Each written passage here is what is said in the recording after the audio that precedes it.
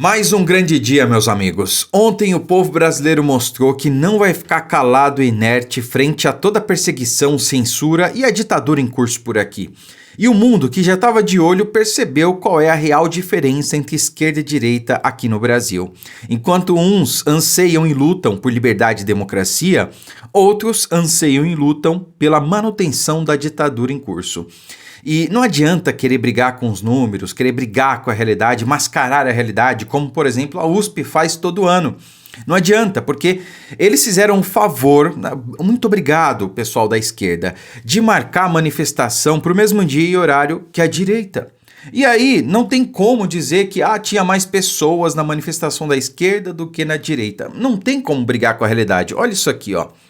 Isso aqui é o mesmo horário, no mesmo dia, que nós temos aqui na Praça da República, ali na região central de São Paulo, e aqui na Avenida Paulista. Ó, imagens de ontem. Isso aqui é a bandeira dos Estados Unidos que o pessoal levantou em agradecimento aí ao povo norte-americano, em especial Donald Trump, que está realmente lutando pela liberdade aqui.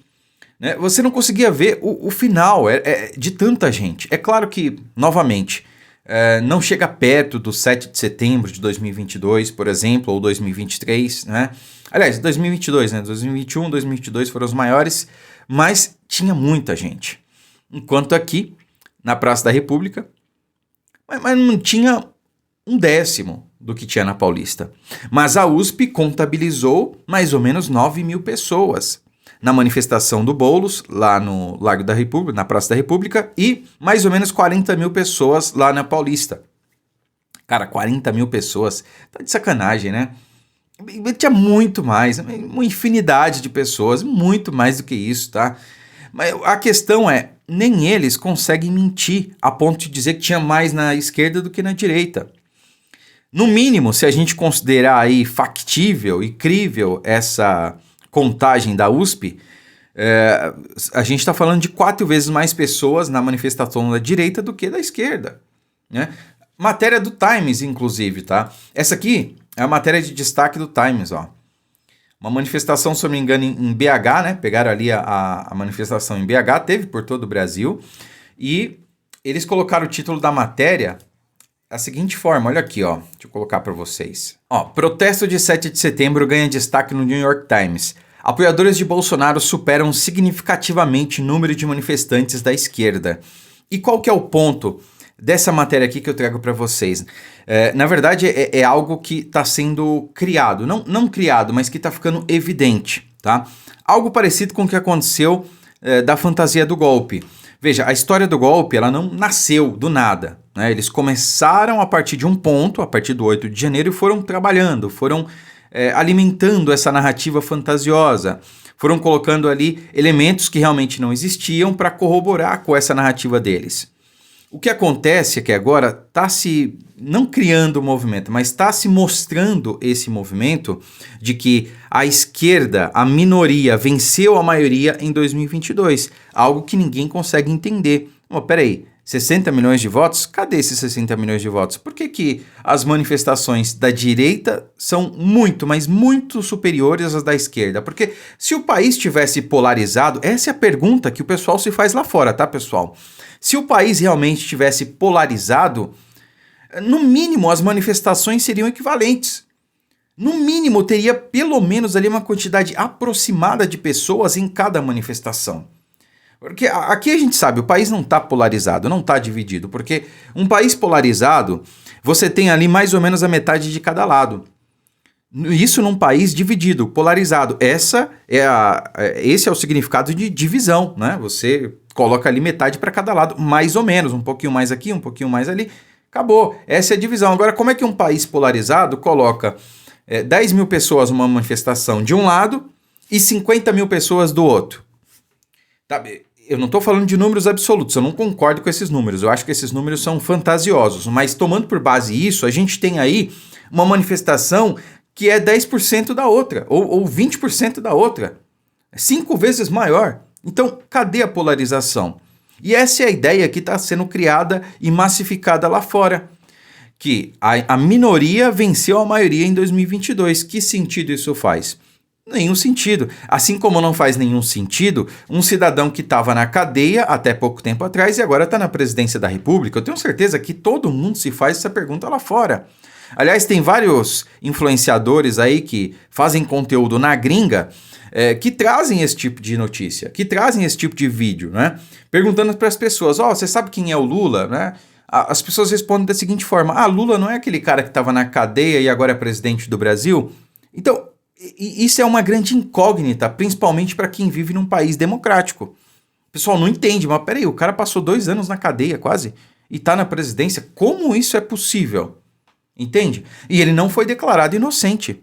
Não, quem acha que o Lula foi inocentado pelo STF, tá em Nárnia, tá? Se alguém vier com esse argumento para cima de você, você chega para ele e fala o seguinte, olha, o STF não inocentou o Lula, muito pelo contrário. O STF, os ministros indicados pelo Lula, indicados pelo PT, pela Dilma, não inocentaram o Lula, pelo contrário, ratificaram o crime, tá? Ao contrário do que está acontecendo com o Bolsonaro, que é uma perseguição política. Claramente, não há crime, mas querem imputar essa tentativa fantasiosa de golpe nele. Com Lula, foi muito diferente. O STF disse o seguinte, olha, crimes aconteceram, dinheiro foi devolvido, né?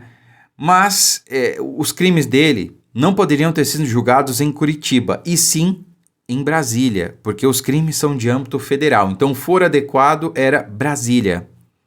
Foi isso que o STF fez. Então, ao fazer isso, o STF ratificou, ou seja, concordou com os crimes do Lula. Mas disse que o processo tinha que começar tudo do zero lá em Brasília. Detalhe, na Justiça Comum, não no STF, né?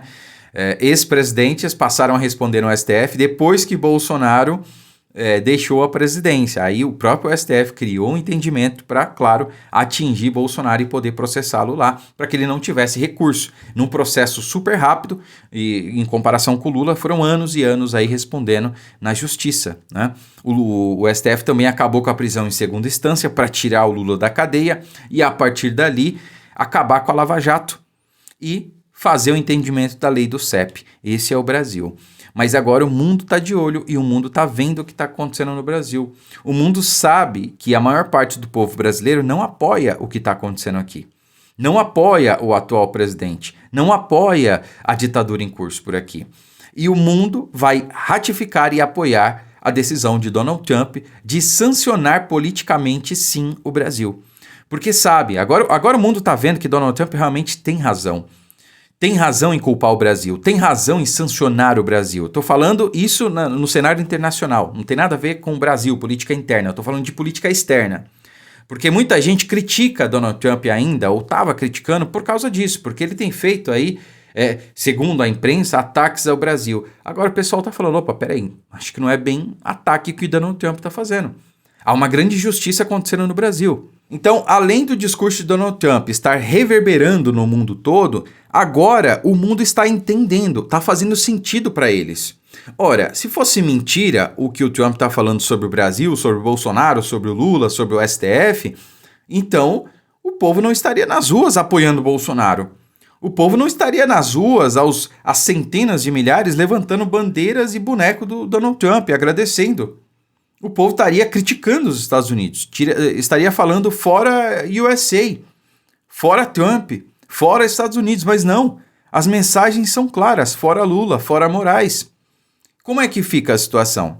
Entende? Então, para mim, essa é a grande questão, esse foi o grande ponto do dia de ontem. O mundo agora percebeu que o que Trump está fazendo é justo e eles vão parar de criticar o que ele está falando, porque sabem que agora ele realmente tem razão, assim como o Bolsonaro sempre teve razão. Curta, comente, compartilhe o vídeo, essa vai ser uma importante semana, sanções estão por vir e, claro, a condenação do presidente Bolsonaro, ninguém espera nada diferente, mas a partir dela é que eu acredito que as coisas vão começar a mudar, né? A anistia caminha muito bem lá no Congresso, eu acho que é um ponto sem volta, a anistia será aprovada, Bolsonaro será incluído nela e quem sabe, né? Quem diria, poderemos ter Bolsonaro nas urnas o ano que vem. Que assim seja, né? Para o bem do nosso país. Curta, comente, compartilhe o vídeo. Fiquem com Deus e até a próxima.